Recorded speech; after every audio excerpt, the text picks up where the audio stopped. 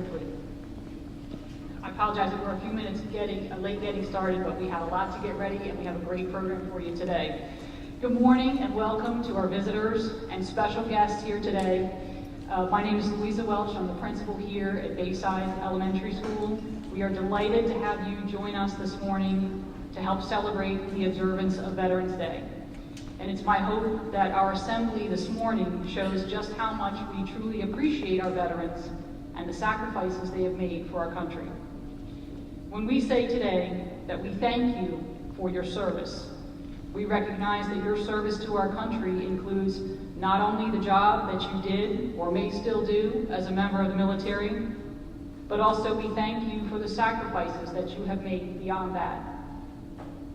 At times, that could have been putting yourself in harm's way, or it could have meant spending weeks, months, or even years apart from family and loved ones, all for the purpose of protecting our freedoms that we enjoy here in the United States every day. My family has a strong connection to the military service. My grandfather was a World War II pilot who flew the China-Burma-India route. My father served in the Army in Korea, and both my brothers have made lifelong careers in the Navy and the Army, respectively. I'm proud to have my dad and one of my brothers here today to celebrate with us. So this day and this celebration is particularly close to my heart, and I'm pleased to continue what has become a tradition here at Bayside, to thank our veterans and active duty military for their service to our country. We have a wonderful program for you this morning in which you will hear performances from our Bayside Chorus, some readings dedicated to our veterans, and we'll receive a special message from our esteemed guest speaker, General Orland Mullen, who just happens to also be our art teacher, Mrs. Pedraz's dad. So that's a very special thing to have him here as our guest. Finally, we'll take some time to individually recognize each of the veterans who have joined us today, and we hope you enjoy it. Before we continue, I must take a moment to recognize a few of the people for all that they have done to help prepare for our celebration today. Ms. Kathy Fowler and our Veterans Day Committee, I thank you for all your hard work. Thank you also to our PTA for their support and for providing refreshments for our veterans this morning. I'd like to also thank Ms. Janet Pauls, who is our Program Director of Teacher and Leadership Development. She's here on behalf of our Superintendent, Dr. Andrea Kane, who could not be here this morning.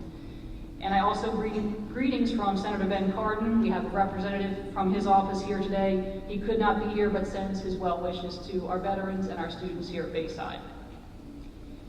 This Veterans Day is a particularly special one for our Bayside family.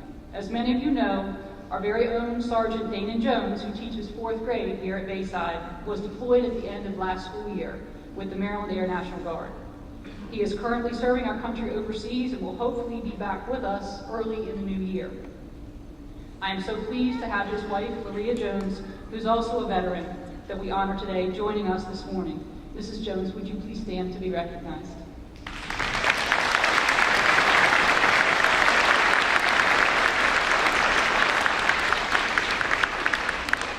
We cannot thank you enough for the sacrifices that your family is making for our country, and you are loved and appreciated by your Bayside family.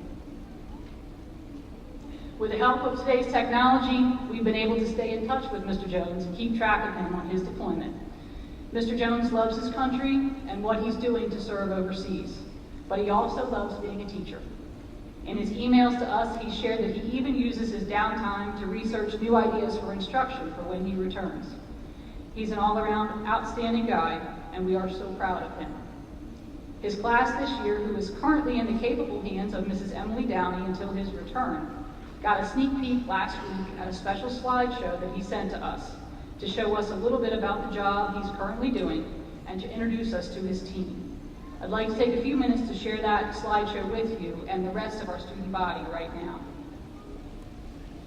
So if you view just kind of turn yourself around there. This is Mr. Jones' team. And if you see, Mr. Jones is at the first row, bottom right, and then he is part of, his team, rather, is part of the 577th Expeditionary Prime Base Engineer Emergency Force Squadron.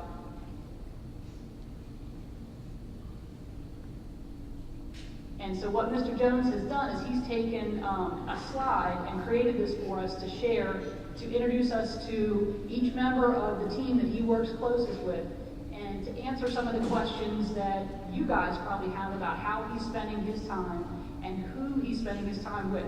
So this is our guy, Technical Sergeant Jones. His hometown is Laurel, Maryland. His favorite food is pasta.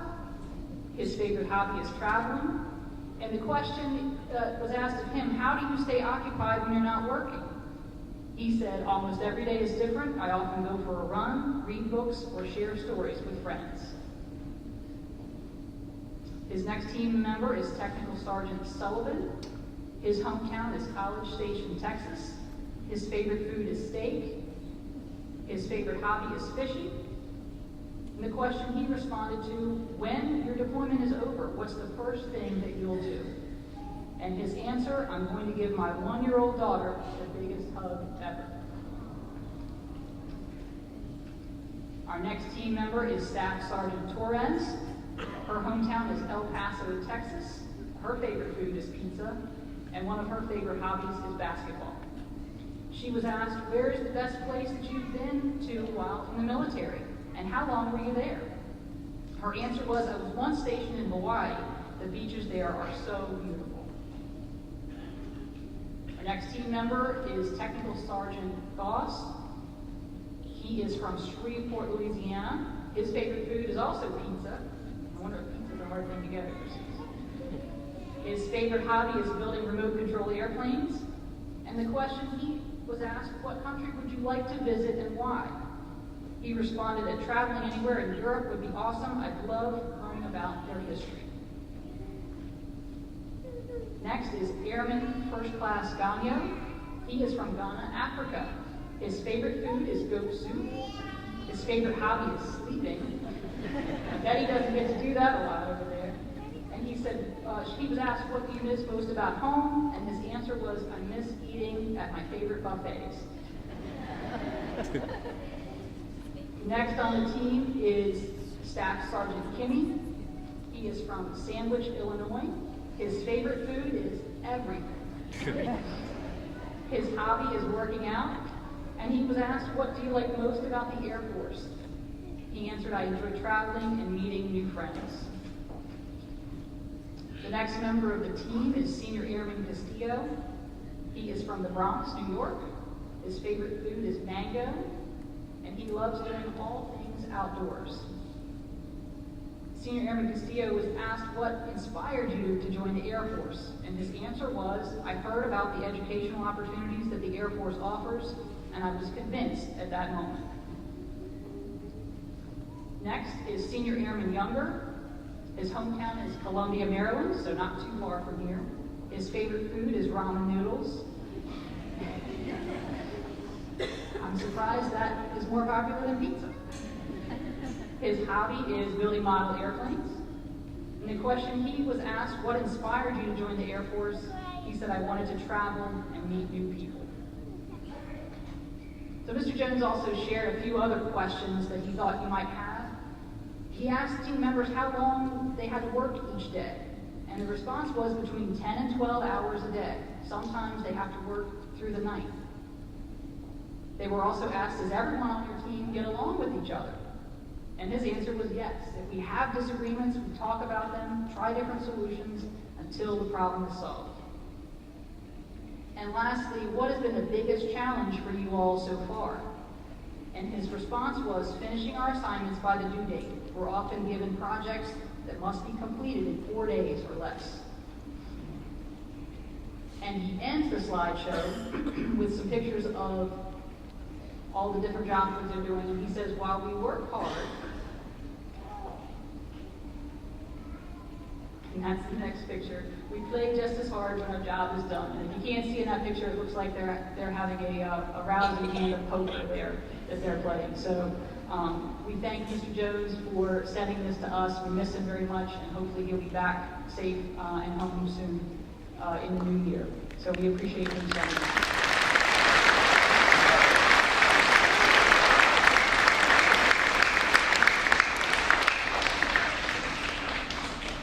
At this time, I now welcome some members of our local scout troop who will present our flag and lead us in the Pledge of Allegiance.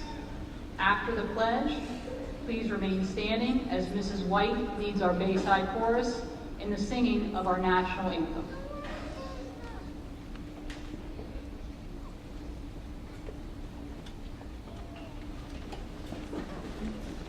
Please stand.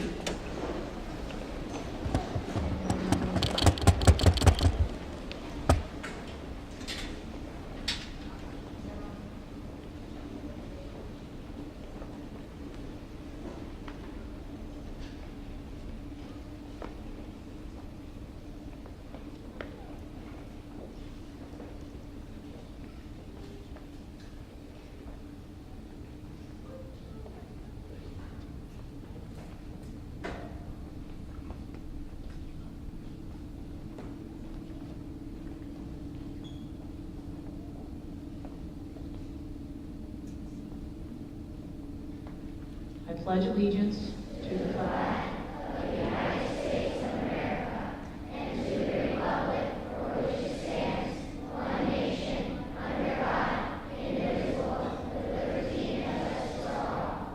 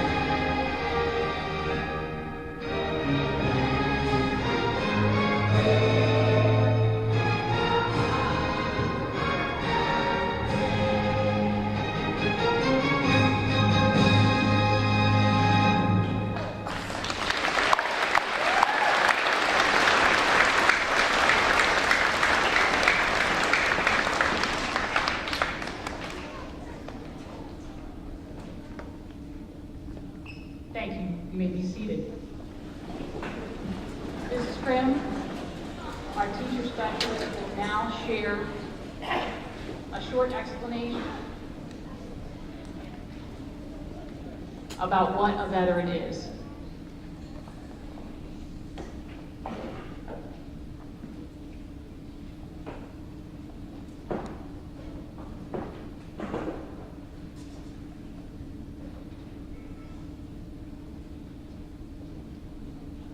A veteran is someone who has served in our military and is no longer active in the military. The military is people who serve in the Army, Navy, Air Force, Marines, and the Coast Guard. An active duty service member is someone who is currently in our military and is still serving our country. So today we have guests who are retired military, and we have active duty service members. Thank you, veterans, for your service.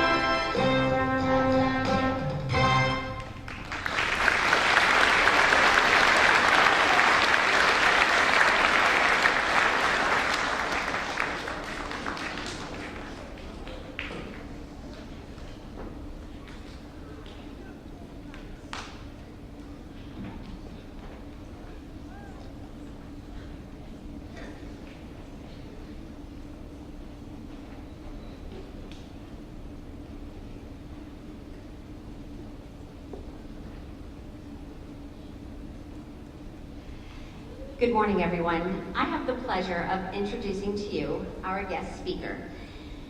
General Mullen was born in Muskogee, Oklahoma. After leaving high school early to attend Oklahoma Military Academy for 2 years, he attended the U.S. Military Academy at West Point, where he graduated in 1965. Shortly thereafter, he was deployed to the Dominican Republic. General Mullen is a Ranger, paratrooper, and helicopter pilot.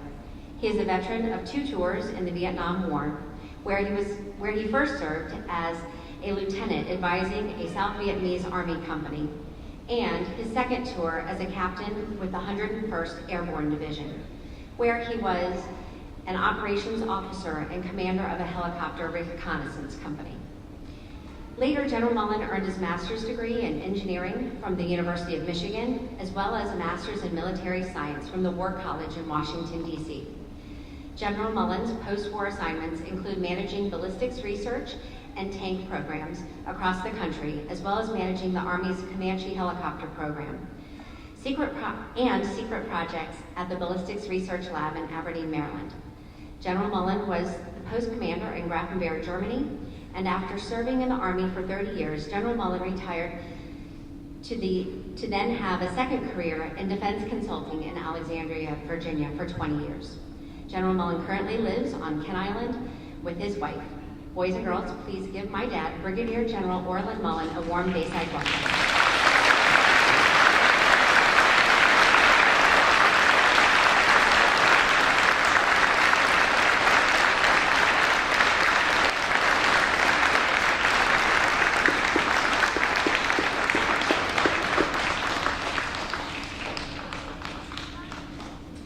Good morning, students, faculty, staff, and veterans and families. It's really my honor, my pleasure to be here.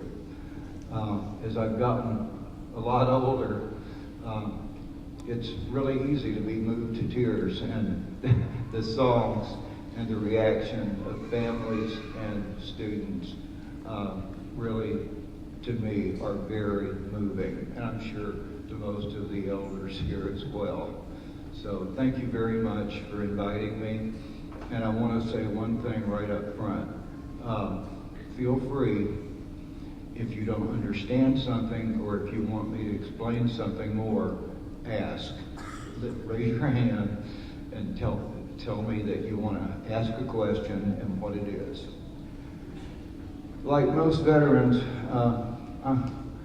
I can say we are pleased to be here, walking, talking, and celebrating this special day, first dedicated to the survivors of World War I as Armistice Day, designated as the 11th hour of the 11th day of the 11th month of 1918.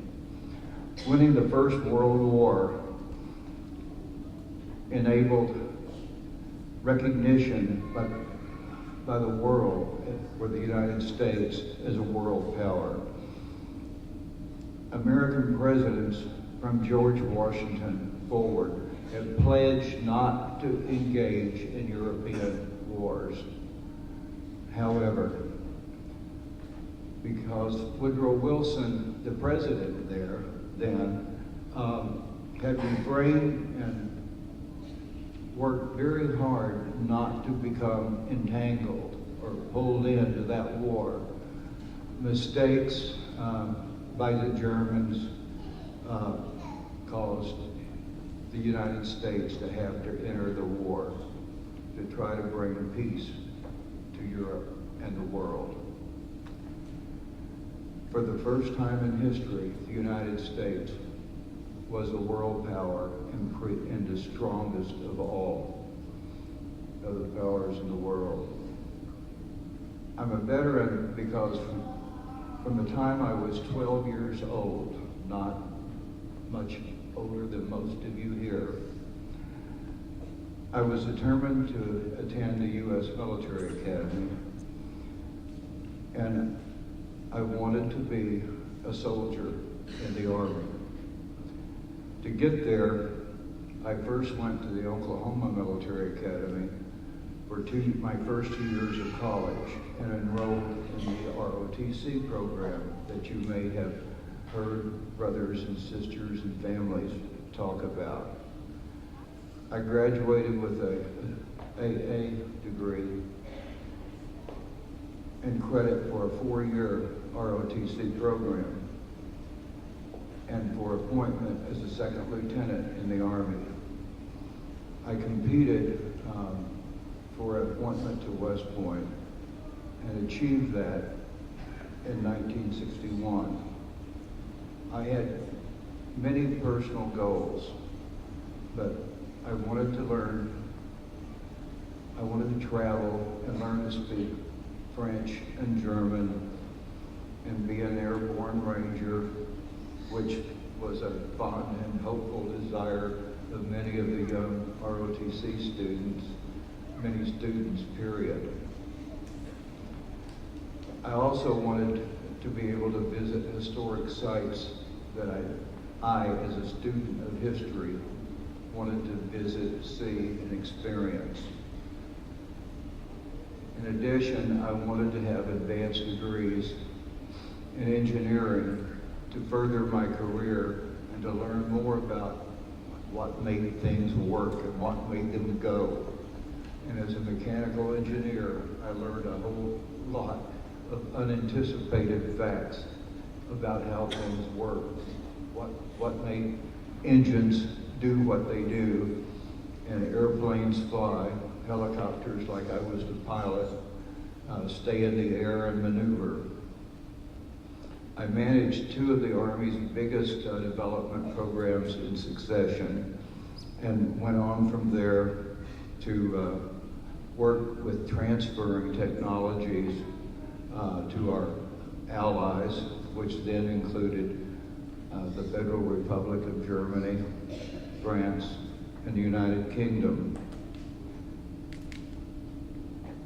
I was able, from my experience leading a helicopter reconnaissance unit in Vietnam, to know what happened if armor did not do what it was supposed to do, or if a guidance system, the things that tell you where you are when you look at a map, the electronic map in your parents' car, that has, usually there is a location showing where you are and a lot of times where you're going. So I learned how to make things, technologies that would allow you to see where you are in any place on Earth to accuracy of a few feet. And that was a great pleasure to work on starting the networking of all communications technologies for all of the armed forces and all systems. I'm sure at that point you're wondering, so why should I be interested in this? And what does that do for me? Well, for the most part, the interesting thing for you, for me, are the same. It tells me where I am, how to get to where I'm going, and how do I protect myself. If you're working on armor or clothing to stop something from hitting you, it's really important to know how to design the system, whether it's a jacket or a car or anything that stops a bullet from coming through a windshield or a door. It's very important to understand what do I have to do to make this thing work. And if you want to really learn as you develop in school, you'll be studying technology in courses called engineering. And although I thought I was most interested in history and where we had been, it turned out that engineering was what I needed to focus on and understand how to get there. It's really important to understand what I have to do to follow my orders or my instructions What do I have to do to take care of my people? How I have to support them, protect them, guide them. And all of these things, wherever you go and whatever you do, you're always focused on or obligated to respect those that you work for and respect the ones that you support. So it turns out that as you listen to orders or follow instructions, understanding what to respect, how to respect, and where I'm going is one of the most important things you have to do. So I hope you pick that up from your teachers and your courses and understanding what you want to do and how do you get there. So if there are any questions from veterans, faculty, families, students, tell me what you want to know about, and I'll do my best to answer. Do I have anything? Yes. It's pretty nice. I like it a lot because it lets you have access to things that you wouldn't know about. And if I need to know about something, it's really hard to tell me no. That's very important because if you really want to know, I guarantee you we can find out about it. Yes, young man. I'm sorry. Well, one of them is pretty simple. It means I survived the tour in the Pentagon. This real pretty green one that my wife likes to wear as a brooch. The most important thing is that I went to the Pentagon and I did my job sufficient to get other medals. Young lady, how old do you have to be to one? Oh, join the Army? I think for the most part, people would say 18 because that's when you're recognized as an adult. But at 17, if a parent would sign for you, you could then. But I'd say the most important thing is to do good enough in school that you can qualify and to take care of yourself physically so you can do all of the physical things that you must do. So it's a combination of doing your lessons, your coursework, and understanding things you need to know, and secondly, keeping your body fit, physically fit. It's really important because you can know everything in the world, but if you didn't keep yourself fit, physically capable of doing things, then there won't be any place for you to go. In Army, Navy, Air Force, any of them. Young lady.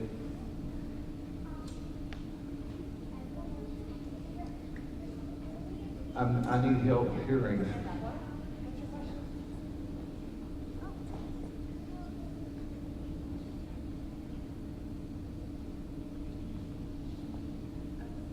So she wants to know if you ever went to any of the other branches, like if you ever served under any of the other branches. Have I ever served with the other branches of service?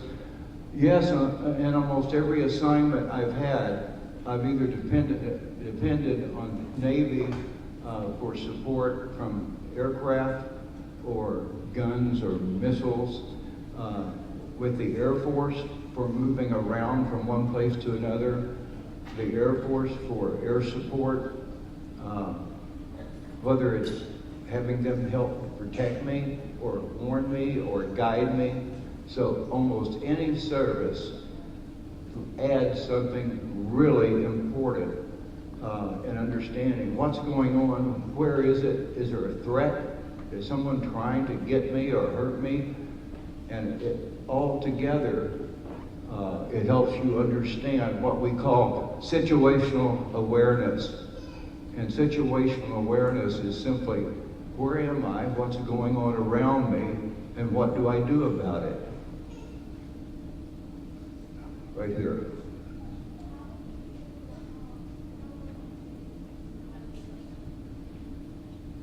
I'm sorry, hon, I can't.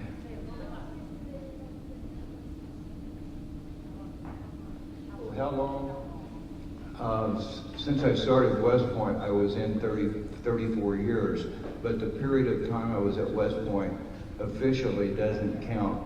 You don't get paid or anything for it, but you do get a promotion and commission as a lieutenant. In the Navy, if I went to Annapolis, right across the bay from you, you get commissioned as an ensign. It's the same rank as a second lieutenant. You could, if you went in the Marine Corps, be a second lieutenant. One more question, Jason.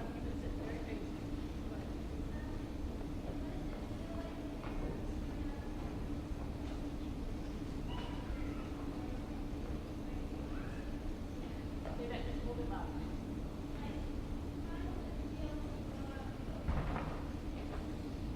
How does it feel now that one? How does it feel like when you're going out like in a war situation or about to do something dangerous?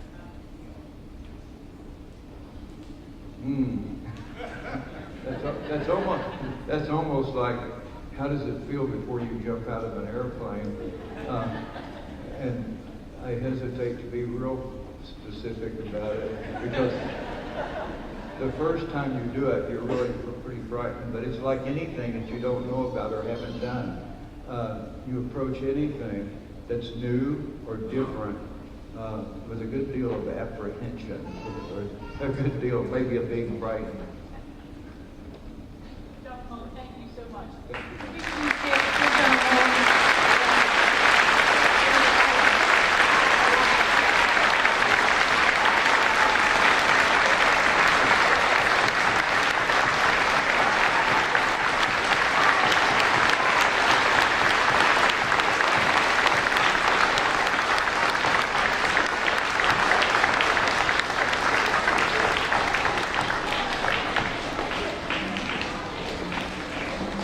Thank you so much, General. And at this time, we are going to pass our portable mic around and give each of our veterans around our semicircle here time to introduce themselves and share if they're still active duty or if they're a veteran and what branch of service and rank they were. I'm John McGrath, and I'm a veteran in the United States Navy. Morning, my name is Aaron Hay, retired a year ago as a commander of the United States Navy. I'm a U.S. Army retired Chief Marshal for Special Operations Command, most of the aviation branch. My father, who's coming around the corner, is a Vietnam veteran. Korean War veteran. He'll be around the corner here in a second, but he's 84, so thank you. Yeah, sure. Marine Corps veteran. Scott Clark, Air Force Reserve. Brian Cochran, Army veteran. Tom Bentley. I had split service, Navy veteran, and I retired from the U.S. Coast Guard as a Chief Warrant Officer. I'm Harry Hammond. I served Vietnam as a Marine Corporal from 66 to 69. Jose Seco, United States Marine Corps Corporal. I served from 2003 to 2011. Thank you for having us. Stephen Lasser, Maryland Army National Guard Sergeant. Veteran. Jim Turk, U.S. Army, Vietnam. Mike Crocker, General Class of 74, Go Army, Beat Navy. Also a pilot, also a Ranger, also airborne. Hello, I'm Jeremy Yance, and I'm an Army veteran. I'm Jerry Young, was Coast Guard 5 years, second class. Hi, I'm Dan Leonza, U.S. Navy veteran. Hi, I'm Tom Corboy. I have to say something on behalf of the Naval Academy. I served for 12 years as a Navy fighter pilot. I'm Melissa Colligan. I'm an Air Force veteran. I'm Richard Grant. I served 1961 to 66 in the Marine Corps. My name is Chris Buser, as Captain, United States Army Medical Service Corps.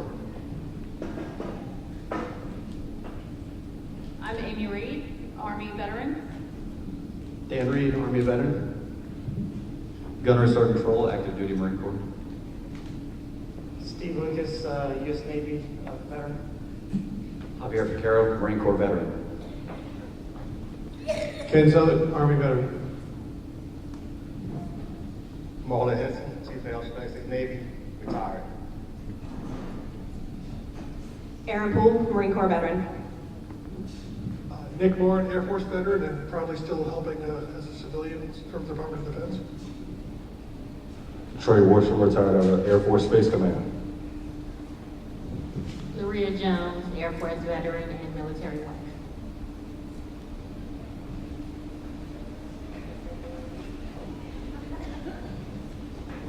Marcus Henry, U.S. Army veteran. Eric Lavassa, U.S. Marine Corps veteran. Chief Jared Spransky, United States Navy, retired. George McMillan, United States Navy veteran. Roderick Arnold, Army veteran, 101st Airborne Division. Gary Peters, 1988, graduate of the Naval Academy, go Navy, beat Army. I got out as a lieutenant, now work for the Coast Guard. Good morning, Ed Johnson, United States Marine Corps.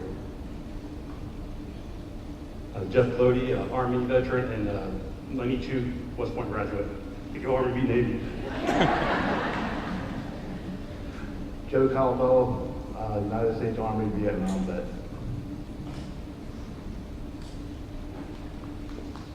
Albert Miller, Marine Corps veteran, Korean War veteran.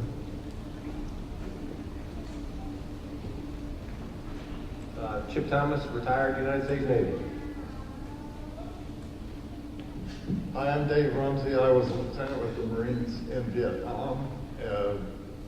Got promoted to captain while in Vietnam. Got out, went to law school. Later on, got called back onto active duty during Desert Storm. I had a little rank and a nice desk job by then. Frank Badville, United States Army.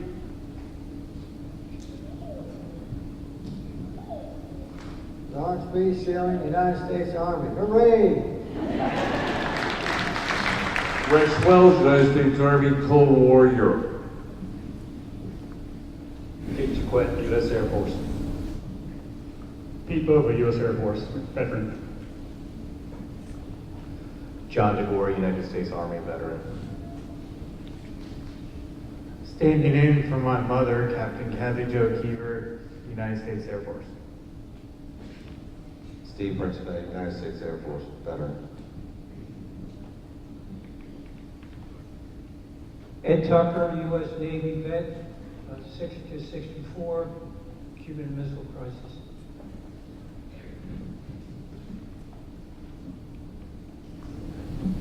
My name is Lorenzo Petro. I was in the Army as a Nike site target acquisition operator. Jeremiah Savali, currently active duty as Chief Warrant Officer in the United States Coast Guard. Artie Risberg, U.S. Navy, Vietnam vet. Bill Wood, U.S. Army, Vietnam vet. Colby Goodlove, UF Army. Mark McCall, United States Navy. Joe Elliott, United States Marine Corps vet. Bill Moore, U.S. Air Force vet. Alberto Gomez, U.S. Army, Medical Corps. This is Roman, and I'm Darlene, and we're just proud of all of you.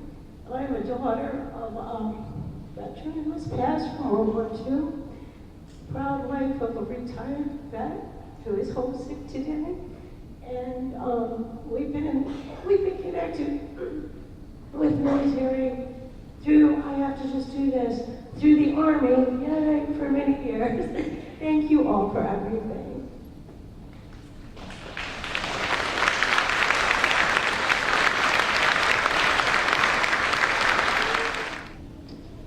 Kimberly Shoemaker from Mr. Sage's 5th grade class wrote a poem that she would like to share.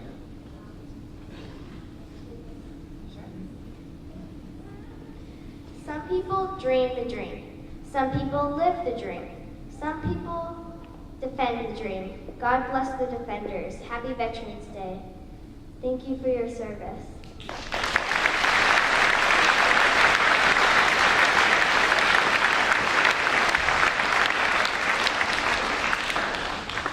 Thank you, Bailey. That was beautiful.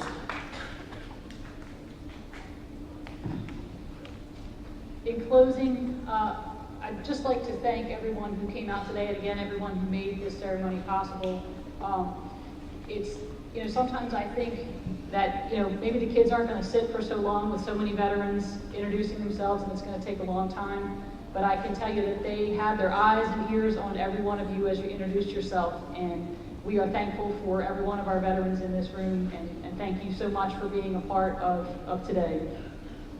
In closing, I'd like to share a quote from a letter that Sergeant Jones shared with the Bayside staff upon his departure last spring. In his letter, he said, "I'll start by saying a sincere thank you for your support toward our military. Patriotism could easily be spelled B-A-Y-S-I-D-E. I owe my gratitude to each and every one of you. This is why we are motivated to serve, because we know that good people are worth all costs. Today, Bayside thanks our veterans for the cost that you have paid to serve your country and to protect our freedom. We hope you enjoyed this small token of our gratitude, and thank you so much for being a part of our celebration. Enjoy your day."